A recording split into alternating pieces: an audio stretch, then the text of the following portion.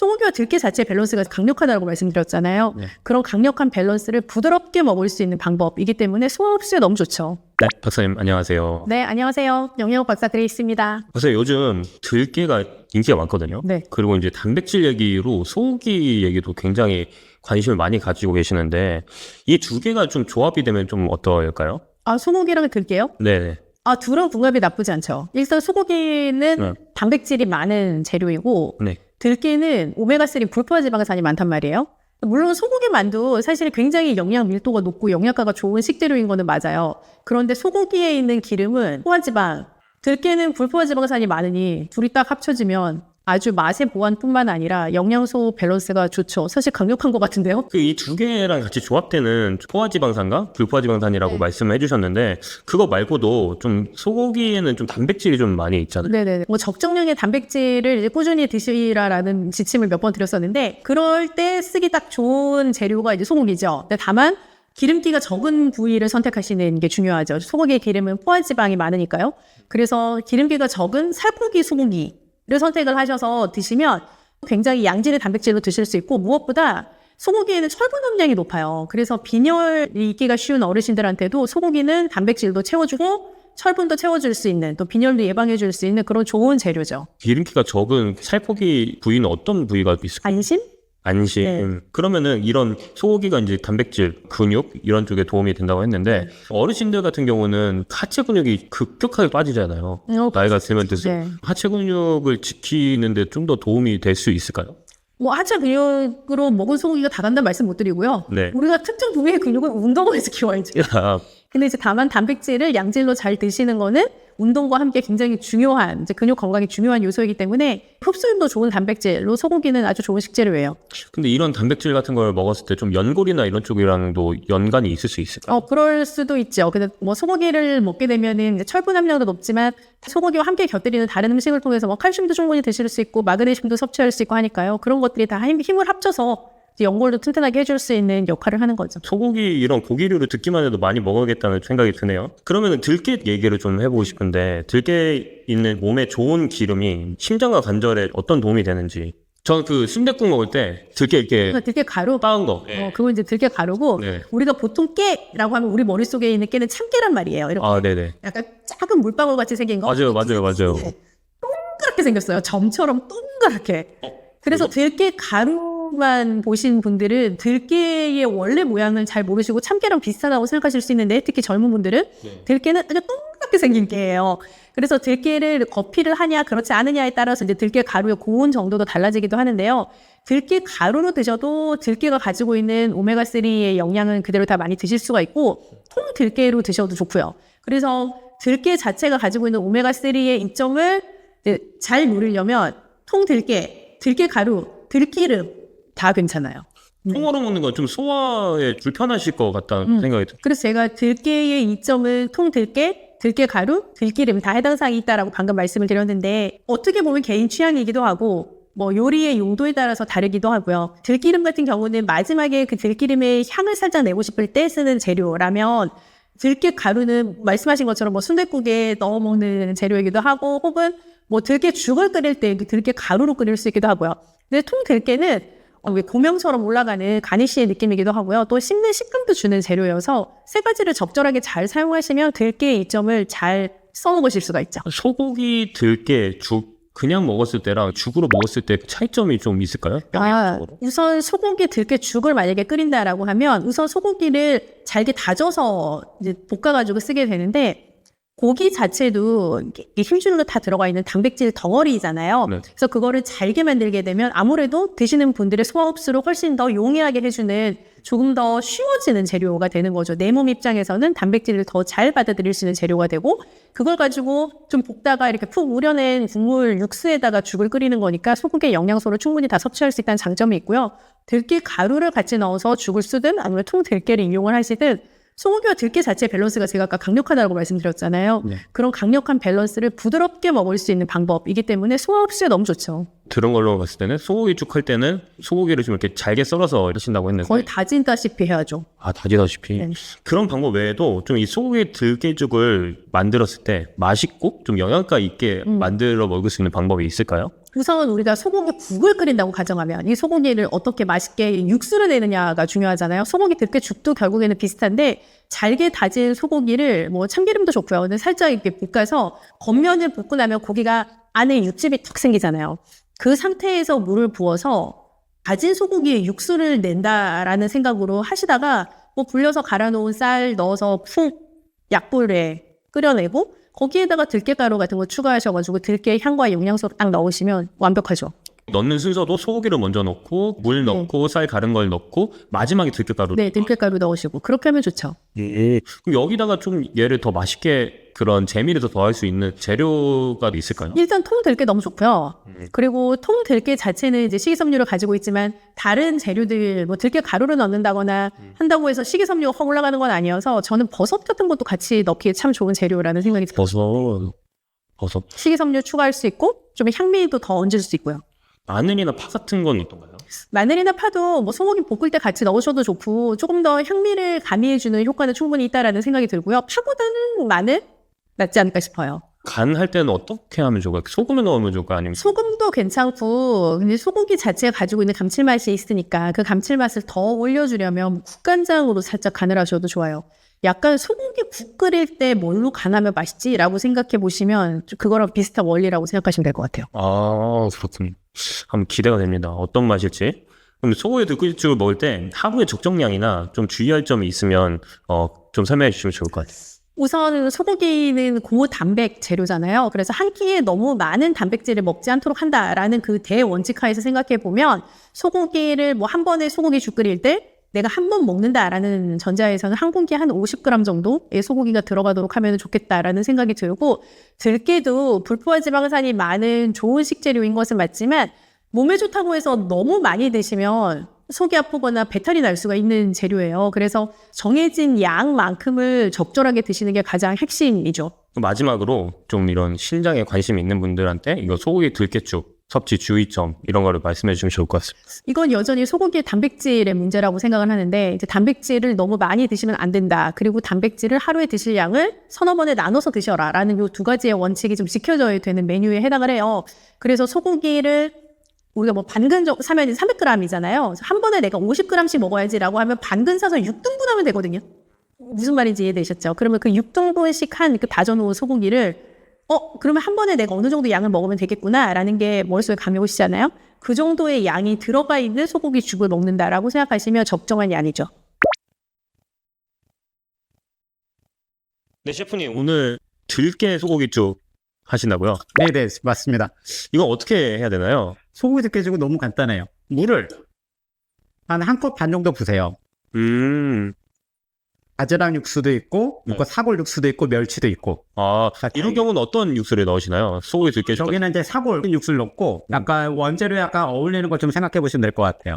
그래서 바지락 같은 경우는 대체로 다 어울리는데, 약간 이런 고소한 맛 나는 이런 것들은 사골이 가장 적당하긴 하더라고요. 치킨 소스 기억나실까요? 얘는 한 티스푼 정도에도 넣어주시고, 소고기 들깨죽이잖아요. 그래서 네. 소고기를 이렇게 제가 볶아놓은 게 있거든요. 볶아서 이게 다지신 건가요? 그래서 다진 거를 그냥 참기름에 살짝 볶아주시면 되고, 얘는 몇 그램을 넣냐면은 한 숟가락으로 크게 한 2개 정도 될 것 같은데요. 여기에다가 이제 밥을 넣으시면 되죠. 네. 그래서 이 상태에서 끓여주면 됩니다. 창 요소들은 맨 나중에 넣는 거예요. 그런데 얘는 제가 들기름을 처음에 살짝 넣는 이유는 네. 약간 엉겨붙는 느낌이 살짝 있어요. 기름을 어떤 무조림을 할 때나 어떤 조림 같은 걸 할 때 기름을 먼저 넣게 되면 이 원재료들을 살짝 이렇게 어우러지고 조화롭게 하는 뭔가 설명하지 못할 비법이겠습니다. 끓이고 있는 건 한 중불에 하신 건가요? 네, 우선은 끓을 때까지는 좀 센 불로 했다가 한 중간불로 계속 끓이시면 될 것 같고. 한 5분 정도 하면 될까요? 네네네. 죽밥을 해놨다고 했잖아요. 네. 죽밥을 해놓은 상태이기 때문에 5분이면 되는 거예요. 근데 집에 만약 밥을 한다. 밥을 하면 좀 시간이 걸려요. 한 15분 정도? 그러면 물량을 더 높여야 되기도 하고, 그래서 죽밥을 한번 다 만들어 놓으면 이렇게 이제 한번 끓이기만 하면 되니까. 그리고 이제 밥 농도는 끓이다 보면 좀 묽다 싶으면 이렇게 한 숟가락 더 넣어도 되고. 마지막에 보니까 들깨 가루를 넣으시고 그 들기름을 넣으시고 통들깨를 넣으셨던 것 같은데. 네, 맞아요. 저희가 이제 들기름 향미에 대한 것들은 맨 나중에 넣는 게 가장 좋거든요. 이게 조리를 하다 보면 향은 다 날아가요. 그래서 이제 아까 들기름을 제가 1차에 잠깐 넣었던 것들은 죽에 대한 조화로 어우러짐을 넣은 거고, 마지막에 향은 드실 때 이제 고소한 향기가 일어나서 뭔가 식욕과 감칠맛에 대한 것도 더 올라올 수 있게 넣은 거고, 그리고 이제 통들깨, 얘는 살짝 씹히는 것도 있기도 하고 고명이거든요. 근데 고명이라는 것들은 이게 어떤 의미가 있냐면 이 음식이 당신을 위해 준비된 음식이라는 걸 뜻하는 거예요. 그래서 이제 고명을 올려준 거죠. 아까 그 고객도 어제 바지락죽 드셨다가 오늘은 또 소고기 들깨죽 드시고 매일 50컵 씁니다. 네, 단골이 생겼네요. 네네네. 네.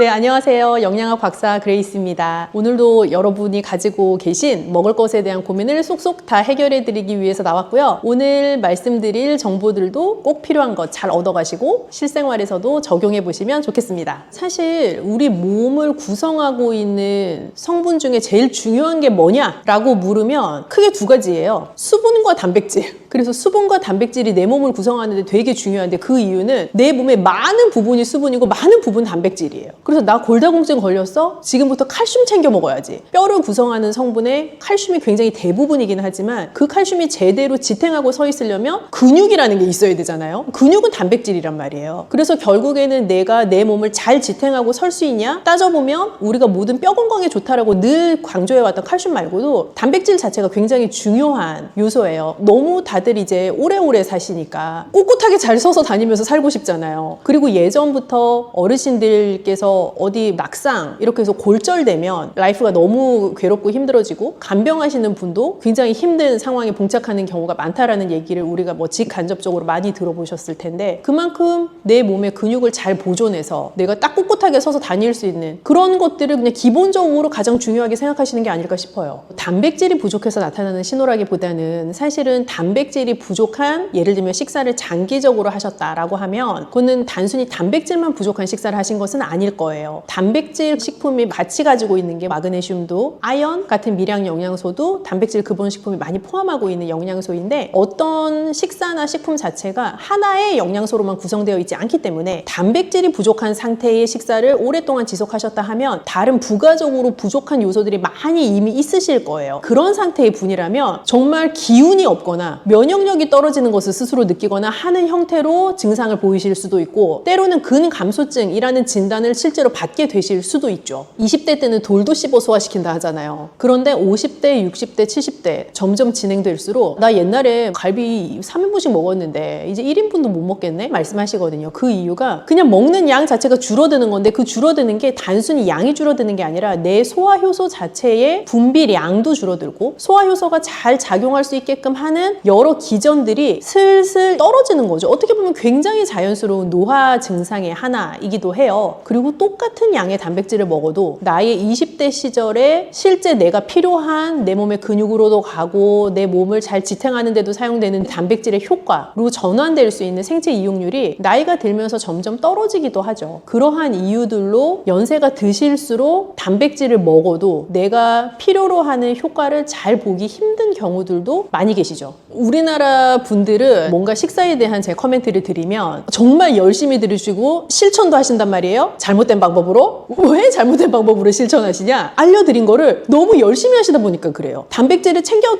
드셔라 라고 말씀을 드리면 삼시세끼 과량의 단백질을 챙겨 드시는 거죠. 근데 그렇게 챙겨 드셔도 큰 소용이 없고요. 하루에 한 끼에 몰아서 드셔도 소용이 없어요. 자, 이 말은 무슨 말이냐면 내가 하루에 먹으면 좋을 적정량의 단백질을 정해두고 그거를 세끼로 잘 나누어서 먹는 것이 중요한데 많은 단백질을 한 번에 섭취했다고 해서 그 단백질이 모두 내 몸에 들어와서 잘 워킹하는 게 아니에요. 그래서 오히려 적정량을 잘 나누어서 드시는 것이 내가 먹는 만큼의 단백질 효과를 볼 수 있는 좋은 방법이죠. 그러면 무슨 단백질을 먹어야 되냐 또 부가적으로 궁금하실 수 있잖아요. 양질의 단백질을 드셔야죠. 그럼 또 양질의 단백질은 뭔데? 라고 물어보실 거잖아요. 양질의 단백질이라는 것은 내 몸에 들어와서 잘 대사되어서 나에게 좋은 효과를 줄 수 있는 단백질이라고 생각하시면 돼요. 그럼 조금 쉽게 설명하면 일단 소화가 잘 되는 단백질일 것, 생체 효용률이 높은 단백질일 것 이렇게 요약해 보시면 볼 수가 있는데, 소화가 잘 된다는 것은 어떤 근본의 식품이냐도 중요하지만 한편으로는 어떤 조리법으로 먹느냐도 되게 중요해요. 그래서 물에 빠진 고기를 사랑하게 되면 좋겠다라는 말씀 제가 여러 번 드렸었는데, 단백질도 우리가 뭐 식물성 단백질보다는 동물성 단백질이 일반적으로 생체 효용률이 높은데, 그 동물성 단백질을 더 소화되기 쉽게 먹을 수 있는 형태가 물에 삶거나 혹은 찌거나 하는 조리법을 잘 활용하시는 거죠. 그래서 그런 조리법에 단백질 음식을 하루에 적정량만큼 정해두시고 두세 번에 나누어서 드셔라 라는 것이 가장 정확하고도 가장 효과적인 지침입니다. 동물성 단백질이 식물성 단백질보다 생체 효용률은 높지만 일반적으로 소화 흡수되는 것은 식물성 단백질이 높을 수가 있어요. 그래서 콩이나 두부 같은 재료들이 돼지고기나 소고기 같은 고기류보다는 조금 소화가 잘 될 수가 있고요. 고기류 중에서도 지방 함량이 적은 부위가 또 소화가 잘 돼요. 쉽게 생각해 보시면 목살을 먹는 거랑 삼겹살이나 오겹살을 먹는 게 당연히 상상만 해도 소화되는 게 약간 다르시잖아요. 그래서 그런 느낌이 되게 정확하신 느낌인 거죠. 또 조리법에 따라서도 소화 흡수되는 게 다를 수가 있는데요. 달걀도 예를 들어 삶아서 먹을 수도 있고, 달걀 프라이로 드실 수도 있고, 달걀 찜으로 드실 수도 있는 등의 다양한 조리법이 있을 수 있는데, 조금 더 부드러운 형태가 되게끔 조리를 하시면 아무래도 내 몸이 받아들였을 때 소화하는 역량은 훨씬 더 올라가게 되죠. 운동을 하면은 당연히 단백질의 전체적인 대사에 도움이 될 수가 있는데, 이게 아주 영한 친구들처럼 근육을 붙이기 위해서 단백질을 지금 드시는 건 아니라 나의 근육을 잘 보존하고 내가 더 건강한 생활을 하기 위해 드시는 거다 한다면, 과량의 단백질과 운동을 막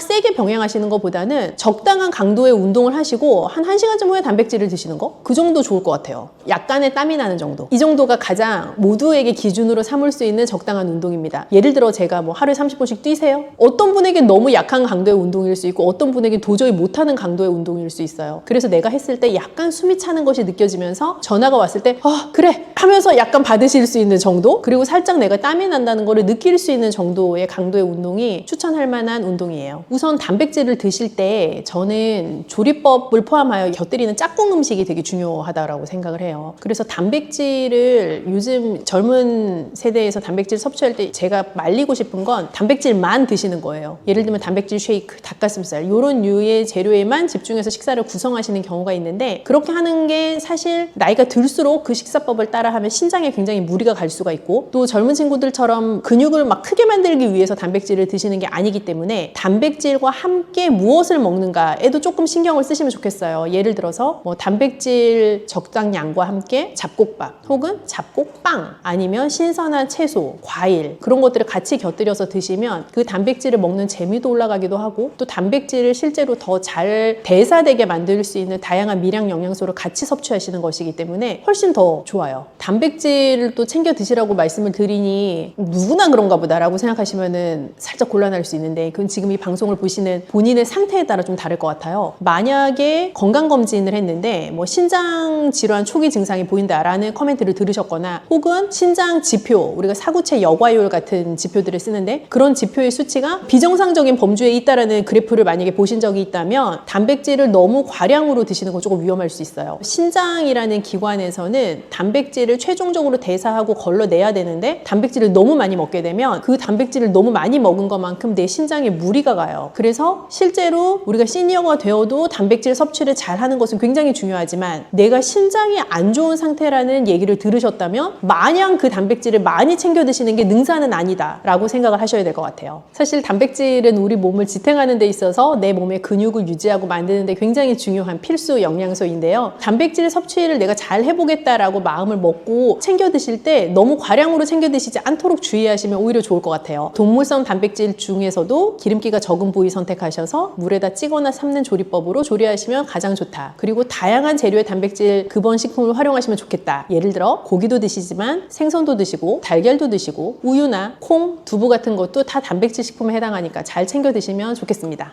기호에 따라서는 전복 내장을 넣은 전복죽을 좋아하시는 분도 계시고, 전복 내장을 넣지 않고 그냥 하얗게 끓인 전복죽을 좋아하시는 분도 계신데, 이건 정말 기호의 차이이니까 드시는 분의 기호를 잘 맞춰서 끓이면 이제 드시는 분께서 더 맛있게 드실 수가 있겠죠.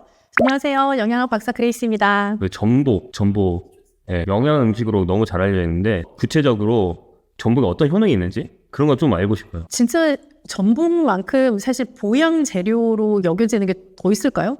되게 많은 보양 재료가 있지만 아마 앙케이트 하면은 탑3에 드는 것 중에 하나 아닐까 싶어요. 전복. 우리나라 사람들의 머릿속에 굉장한 보양 재료로 인지가 되어 있고 전복 자체는 사실은 바다에서 나는 재료이긴 한데 거의 땅에서 나는 삼이랑 비슷하다라고 할 만큼 아주 추앙받는 보양 재료죠. 근데 그도 약간 그럴만한 게 단백질 함량이 높은 재료인데 지방 함량은 굉장히 낮고 맛 자체가 일단 고급스러운 고소함이 있잖아요. 그래서 사실은 남녀노소 거의 가리지 않고 그 맛을 싫어하는 사람은 거의 없는 것 같아요. 그렇다 보니 뭐 맛이 좋아야 뭘 먹고 효과도 있을 거잖아요. 많이 드실 수 있는 기호도를 가지고 있는 식재료, 몸에도 좋은 재료, 그렇다 보니 더 좋은 보양 재료라고 여겨지는 것 같아요. 전복을 그 맛으로도 드시는 분들이 있고 좀 환자분들도 굉장히 많이 드시죠. 경우 회복에는 사실은 굉장히 좋은데 그 이유가 단백질 함량이 높고 지방이 낮다라고 말씀드렸는데 소화는 또 잘 되고요. 그런데 단백질 함량이 높은 재료이면서도 무기질을 같이 굉장히 고함량으로 가지고 있는 재료인 거예요. 그런 재료는 사실 흔치 않아요. 그래서 무기질 중에서 아연도 굉장히 높고 셀레늄도 높고요. 면역력을 높여줄 수 있는 영양소는 전복이 일단 다 갖고 있어요. 그래서 아프다 하면 우선 면역력이 저하됐겠구나 라는 생각을 하게 되고 당연히 소화가 잘 되면서 면역력을 증강시켜줄 수 있는 재료면 좋은데 전복이 다 가지고 있는 거죠. 그럼 이런 아연 셀레늄의 효능이라고 하는 거는 면역력이라고 볼 수 있는 맞아요. 면역력이라는 것은 굉장히 복합적인 어떤 인간의 신체를 보호하고자 하는 기능 중에 하나인데 우리가 면역이라는 단어로 간단하게 표현하지만 면역력이라는 것을 나타낼 수 있는 데에는 굉장히 다양한 면역 세포가 존재를 해요. 그래서 면역 세포들이 만들어지는 것, 작용하는 것, 그 면역 세포가 제대로 잘 싸워줘야 되는 그 모든 기능을 하는 것에 이르기까지 전복에 충분하게 들어가 있는 아연이나 셀레늄 같은 영양소가 곳곳에서 역할을 하게 되죠. 그래서 그런 영양소를 전복이 많이 가지고 있기 때문에 면역력 증강에는 아주 좋은 재료예요.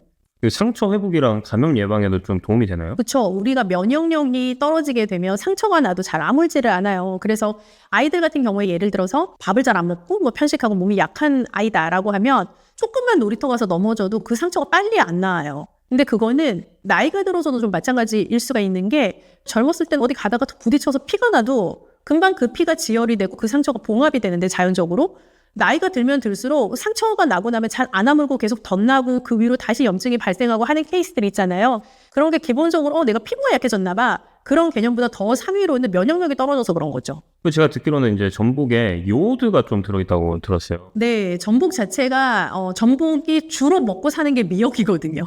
미역 자체가 요드가 높은 식재료이다 보니까 당연히 전복도 요드가 높은 식재료에 해당을 할 수밖에 없고요. 그래서 요드도 우리가 면역력에는 되게 중요한 영양소예요. 그래서 전복 자체가 더 좋은 재료가 되기도 하죠. 소화가 잘 되고 고단백이라고 말씀해 주셨잖아요.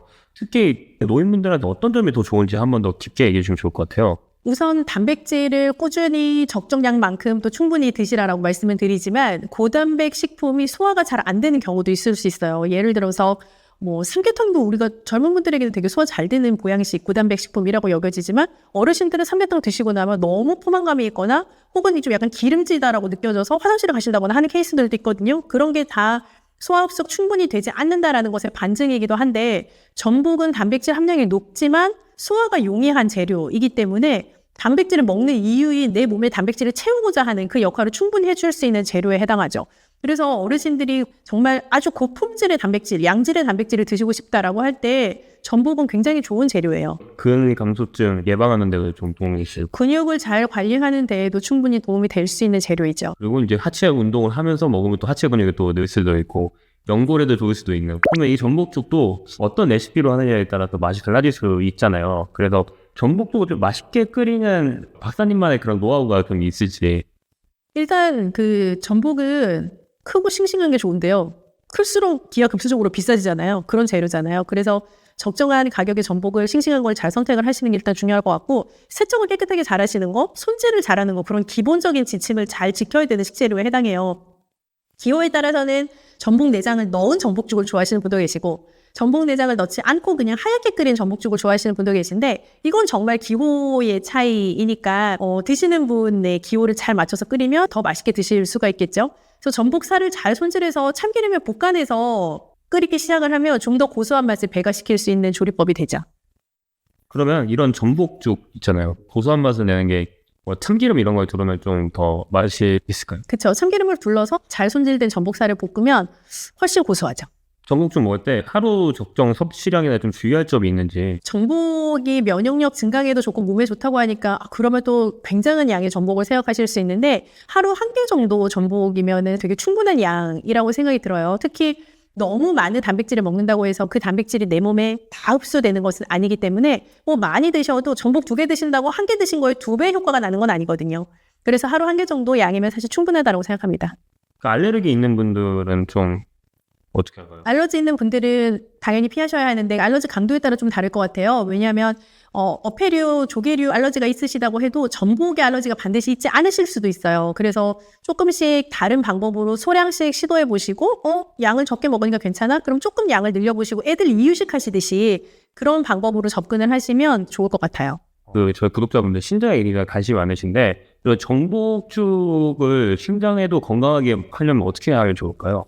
전복이 이제 고단백 식품이다 보니까 또 다시 돌아가자면 단백질을 너무 과량 먹지 않는다, 한 번에 너무 많이 먹지 않는다. 이 2가지 원칙을 지켜야 되는 재료에 해당을 해요. 그래서 너무 많은 단백질은 드시지 않도록 주의를 하시면 좋겠고, 요드도 높은 식재료이다 보니까 신장에도 사실 살짝 무리가 갈 수가 있어요. 그래서 너무 많은 전복을 한 번에 먹지 않겠다라고 생각하시면 기력 회복하시고 입맛을 돋우는 데는 굉장히 좋은 메뉴가 됩니다. 네, 그리고 근육 보강에 좀 도움이 되고 혹시 면역력 자체가 좋아지니까 소량으로 시도해보는 거 되게 좋은 것 같습니다. 네. 오늘은 완전 프리미엄 중에 프리미엄 죽을 할 것 같아요. 아, 네. 전복죽이잖아요. 네, 그렇죠. 전복죽 어떻게 하면 맛있게 먹을 수 있을까요? 우선은 많이, 많이 많이 넣어야 됩니다. 네네. 기회 좋은 재료를 많이. 네. 질 좋은 재료 많이. 셰프님 같은 경우는 어떤 재료를 쓰시나요? 얘는 전복죽이잖아요. 저는 네. 전복죽 생각하면서 주변에 전복죽을 좀 리서치를 해봤거든요. 네. 리뷰를 보니까 전복죽인데 전복이 별로 없어요. 야, 전복죽은 좀 비싼 죽이잖아요. 차라리 가격이라도 올리고 전복을 더 넣지. 약간 그런 피드백들이 있는 거예요. 그래서 저는 생각해, 왜 전복을 많이 주고 가격을 조금 올리자. 너무 비싸면 안 되니? 그럼 남는 게 있을까요? 뭐 요새는 그 직거래나 뭐 그런 것들도 있으니까 그래서 네. 이제 좀 많이 찾아봤죠. 완도에서 대전복들도 생각보다 싸더라고요. 네. 꿀팁이네요, 이거. 마트 가면 요 조그만 전복들 있잖아요. 근데 여기는 이거죠. 큰 전복들이 더 맛있잖아요, 원래는. 네. 그래서 그런 것들을 사용하고 있고, 그리고 이제 그 전복 내장도 잘 손질을 해서 소스처럼 만들어서 쓰고 있습니다. 네. 그럼 오늘 준비하신 재료 한번 소개해 주시죠. 메인 재료인 전복인데, 이 전복은 저희가 이제 완전 횟감 상태로 온 전복을 제가 손질한 거예요. 그래서 이 전복을 다 손질을 해서 다 썰어서, 얘를 살짝 볶아서 마르지 않게 육수랑 같이 해서 냉동시킨 거고요. 그리고 얘도 이제 전복 내장인데 제가 소스처럼 만든 거예요. 그래서 이제 전복 내장도 다 손질을 해서 갈아서 그 육수랑 같이 소스를 만들어서 냉동시켜 놔서 이제 쓰고 있는 거고요. 네. 그리고 이제 야채. 야채가 5종 정도 있는 야채들이 들어간답니다. 오종은 뭐가 들어있나요? 여기 야채는 파랗게 보이는 것들이 애호박이고요. 하얀 것들은 양파, 그리고 감자, 양배추, 그리고 당근? 네, 이런 거죠. 뭐 비쌀 때 있고 쌀 때 있기도 하잖아요. 그래서 우선은 저 시간 날 때 다 이렇게 썰어놔서 데친 다음에 냉동을 시켜 놓거든요. 고객님들도 뭐 보시는 그 시청자님들도 집에 이제 야채들 많잖아요. 다 그냥 다져가지고 안 쓴다고 하면 냉동시켜 놨다가 나중에 축 이렇게 해 드시면 좋을 것 같습니다. 네. 그러면 이 준비가 다 끝나신 건가요? 네, 맞습니다. 이렇게만 준비해 놓으시면 전복이 손질하는 게 좀 시간이 오래 걸려요. 그러다 보니 간단해 보이지만 복잡하죠. 그러니까요. 이거 만들기 쉽지 않을 것 같은데. 그럼 어떻게 조리하는지 한번 보여주시죠. 네, 우선은 이 육수를 이제 1컵 반 정도 분량으로 붓게 됩니다. 그리고 야채는 반 컵 정도. 그리고 이 죽밥은 아까 육수처럼 1컵 반 정도 분량으로 밥을 넣으시면 되고요.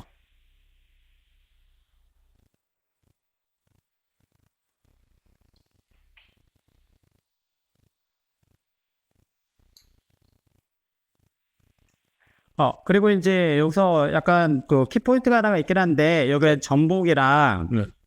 전복 내장이 있잖아요. 전복 내장을 이렇게 갈아놓은 거거든요.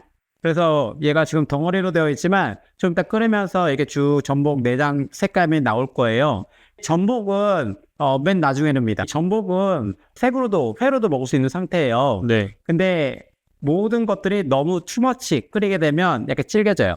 얘는 지금 상태가 제일 부드럽거든요. 그러니까 살짝만 익으면 되는 형태인데 처음부터 죽을 끓여주게 되면 얘가 질겨져요. 그래서 얘는 죽이 다 됐다고 했을 때 얘를 마지막에 넣고 얘가 이제 다 녹으면서 가열됐다 싶을 때 끝 하면 제일 좋습니다. 기대가 됩니다. 네. 그럼 다 가열됐다고 했을 때면은 한 80% 정도 됐을 때 네, 맞습니다. 네. 불은 어느 정도로? 불은 집에서 하면 약불과 중화 사이로 그냥 은근하게 끓여주시는 게 제일 좋을 것 같습니다. 그럼 이걸 지금 바로 끓이기만 하면 시작이? 네, 맞습니다. 그러면 나중에 이제 그 전복 내장 색깔이 나오면서 예쁜 전복죽이 되죠. 오늘 얘기를 다 들었는데 네. 이건 진짜 쉽지 않을 것 같아요. 이거는 진짜 이건 일반인이 하기 쉽지 않을 것 같고 네. 다지는 부분에서 네. 그런 건데 근데 뭐 그 세트 같은 게 있으면 또 할 수도 있겠지만 네. 근데 그래도 따라해 보시는 분들이 있을 것 같거든요. 네. 이 레시피를. 네. 근데 이 따라해 보지만 그 맛이 안 날 수도 있는 거죠. 오리지널의 그럴 수 있죠. 셰프의 맛이 안 날 수도 있는 거잖아요. 이럴 때는 또 오리지널 맛을 또 먹어봐야지 진짜를 만들 수 있으니까 네네. 여기 한번 와보시는 게 좋을 것 같아요. 네네. 여기 혹시 어디에 있나요? 저희 지금 강원도 원주의 혁신도시 내에 위치하고 있습니다. 혁신도시. 네. 그럼 여기 죽집 이름이 혹시 태평축이라고 합니다. 태평성대 할 때 태평. 맞습니다. 태평죽. 여기 배민으로도 시킬 수가 있나요? 여기? 네, 배민도 되고요. 다 쿠팡이츠 주문도 되기도 하고요. 전화로 주시면 그 포장 주문도 되기도 하고 여기 직접 오셔서 매장 끄니까요. 오셔가지고 제가 직접 만든 죽을 드셔도 됩니다. 네, 좋습니다. 그러면 한번 기대해 보겠습니다. 어떤 맛일지. 요즘 네. 눈 건강에 대해서 관심이 진짜 많아요. 그쵸. 눈이 막 치이기도 하고 그런 경우가 많은데 눈 건강에 좋은 음식이나 습관 같은 걸 좀 얘기해 주시면 너무 좋을 것 같아요. 다들 그냥 어렸을 때부터 많이 들어보셨던 게 당근 안 먹으면 엄마가 너 당근 먹어야 눈 좋아진다. 시금치 먹어야 눈 좋아진다. 이런 얘기 다 들어보셨을 것 같은데요. 사실 어떤 식품을 열심히 먹는다고 해서 눈이 정말 밝아지냐 라고 물으신다면 그건 제가 장담 드릴 수가 없습니다. 그러나 눈 건강을 평균적으로 유지하는 데 있어서 중요한 영양소가 있는 것은 사실이에요. 눈이라는 기관은요.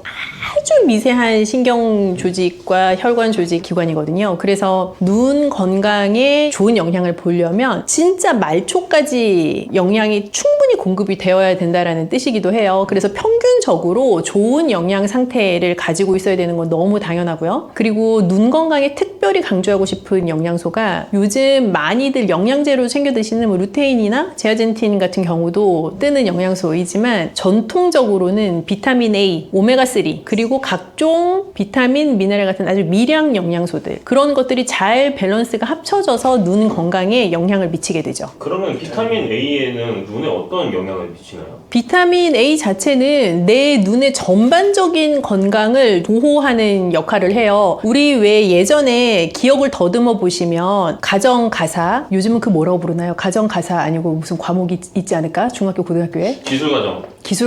다음 세대 가정가사 다음에 실과 지금 저 아저씨들 실과 기억하시죠? 뭔가 하여튼 그런 시간에 무슨 영양소가 부족하면 무슨 증상이 온다라는 게 있었는데 비타민 A가 부족하면 무슨 증상이 온다고 했더라? 야맹증. 그쵸. 야맹증이 온다고 했단 말이야. 야맹증이라는 증상이 뭐예요? 밤에 잘 안 보이는 거거든요. 그러니까 결론적으로는 비타민 A가 부족하면 눈이 정상적으로 보여야 하는 작용을 못하게 된다라는 뜻인 거예요. 그 말 돌려서 생각해보면 비타민 A가 제대로 대사가 되고 내가 충분한 비타민 A를 섭취를 하고 있어야만 내 눈 건강에 좋은 영향이 있다라는 뜻이기도 하겠죠. 비타민 A의 대표가 될 수 있는 식품들은 또 어떤 게 있을까요? 비타민 A는 크게 식물성 재료에서부터 섭취할 수 있는 비타민 A랑 동물성 재료에서 섭취할 수 있는 비타민 A로 나눌 수가 있어요. 식물성 재료에서 섭취할 수 있는 비타민 A는 베타카로틴이라는 고유의 이름을 가지고 있고 단호박편을 참고하세요.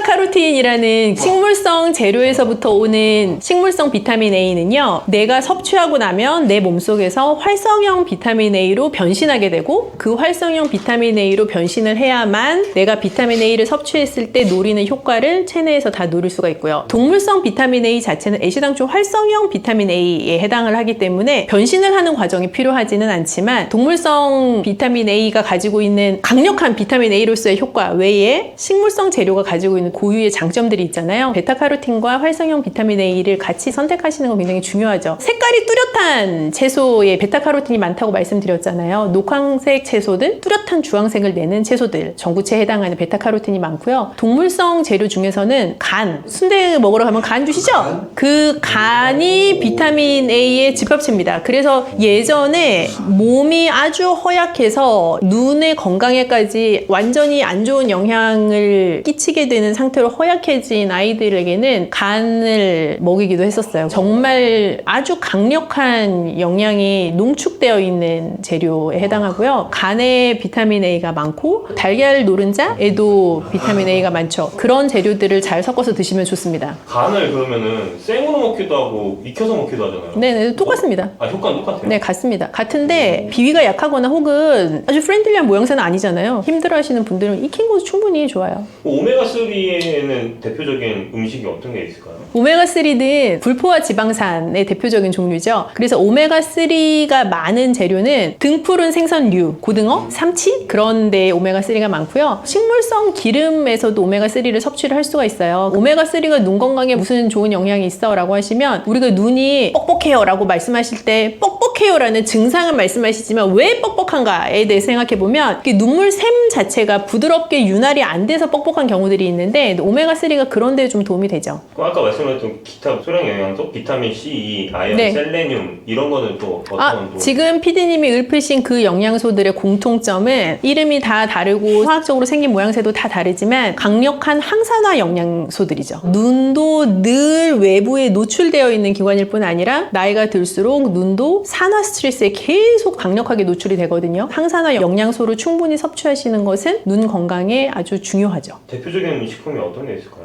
대부분 새콤한 맛을 낼 수 있는 과일들 혹은 견과류 그런 것들이 많죠. 저번에 말씀하셨던 키위 이런 것도 네, 해당 사항이 있을 수 있어요. 그리고 요즘 뜨고 있는 루테인 제아잔틴. 네, 루테인이나 제아잔틴 같은 경우는 영양제로만 먹어야 된다고 생각하시는 분들이 계실 수 있는데, 영양제로 드셔서 효과를 보시는 분도 있지만 잘 모르겠던데 라고 하시는 분들도 꽤 계실 수 있어요. 오히려 식품을 통해서 섭취를 하시면 루테인, 제아잔틴 외에도 그 식품이 가지고 있는 고유의 다른 영양소를 같이 섭취하실 수 있어서 더 좋을 수가 있는데요. 특히 추천드리고 싶은 재료는 케일이에요. 그냥 먹으면 씁쓸하기도 하고 식이섬유소가 아주 강력하게 들어있어서 좀 질깃한 느낌이 나기도 하고 하는데요. 케일 자체에 루테인이 진짜 아주 풍부하게 들어있어서 사실 루테인의 보고라고 해도 과언이 아니고, 파프리카 종류들도 좋아요. 노란 파프리카 같은 경우도 제아잔틴이 아주 많이 들어있는 그런 재료에 해당합니다. 케일 같은 경우는 네. 사람들이 그거를 주스로도 먹기도 하잖아요. 그쵸. 케일 주스로 드시는 것도 괜찮고, 케일을 활용하실 수 있는 다른 여러 메뉴들 중에 저는 케일 쌈밥도 되게 좋다고 생각해요. 케일을 살짝 데쳐서 밥을 넣고 돌돌 말아가지고 드시는 요리인데, 굉장히 간단하게 주먹밥처럼 한 끼 대용으로 드시기에 충분하기도 하고, 언젠가 우리가 한번 했던 얘기 중에 생채소를 먹는 것보다 데쳐서 먹으면 더 많이 먹을 수 있다고 말씀드렸잖아요. 케일도 데치고 나면 부드러움이 가미되기도 하고, 생케일에서 느낄 수 없었던 촉촉한 맛도 나서 케일 쌈밥도 되게 좋은 요리죠. 이런 것들을 충분히 섭취할 수 있는 그런 요리 레시피라는 게 또 따로 있을까요?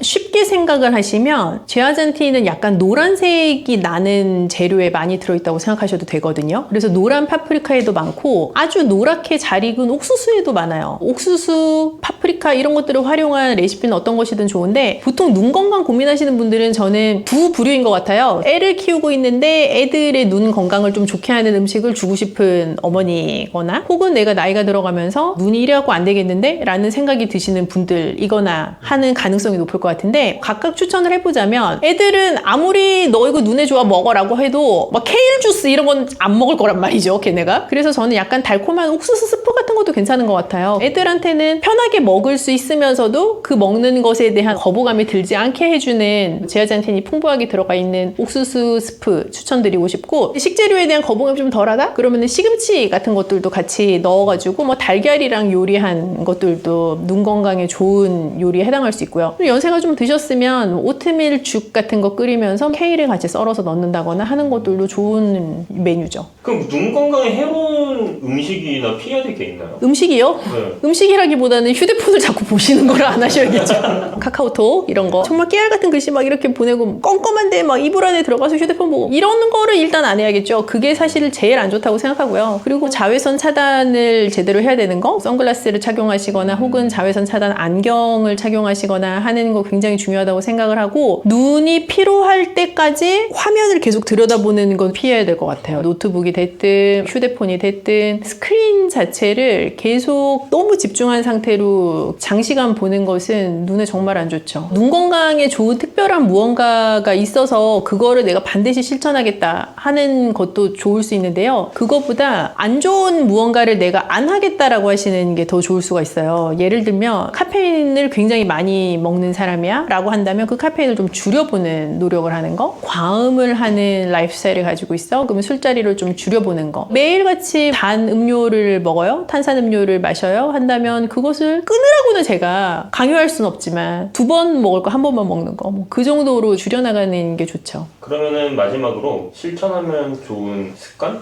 네, 저희 어머니께서 늘 멀리 보기를 강조하셨습니다. 얼마나 멀리 봐요? 예를 들면 우리가 휴대폰을 보거나 어떤 스크린을 볼 때는 굉장히 내 눈과 사물 사이가 가깝거든요. 멀리 보기라는 거는 눈에 힘을 빼고 볼 수 있는 원거리인 것 같아요. 그래서 내가 사무실에 있다면 창 밖에 있는 나무, 멀리 보기를 해서 눈의 근육에 힘을 풀어주는 것들을 반복하시는 게 굉장히 중요하다고 생각해요. 푸른 나무를 계속 보는 게 좋다라고 하지만 사실은 녹색이라는 것 자체가 시력을 좋게 한다는 개념이라기보다 계속 멀리 있는 것을 바라보는 개념이 아닐까 하는 생각이 드는데요. 눈 건강에 관심이 많은 저희 구독자분들을 위해서 마지막으로 한마디 해주면 좋을 것 같습니다. 눈 건강은 사실 어떤 하루 이틀 관리의 개념이라기보다는 계속 누적하고 축적하고 인내심을 가지고 행해야 되는 것 같아요. 어느 날 눈이 너무 피곤하니 오늘은 멀리 보기도 하고 눈 마사지도 하고 챙겨 먹고 술도 안 먹고 하루 해가지고 효과가 사실 있기가 좀 힘들고요. 늘 누적해서 뭔가 실천해 나가는 인내심을 가지고 꾸준히 하실 수 있는 나만의 방법을 잘 세팅해 나가시면 좋겠습니다.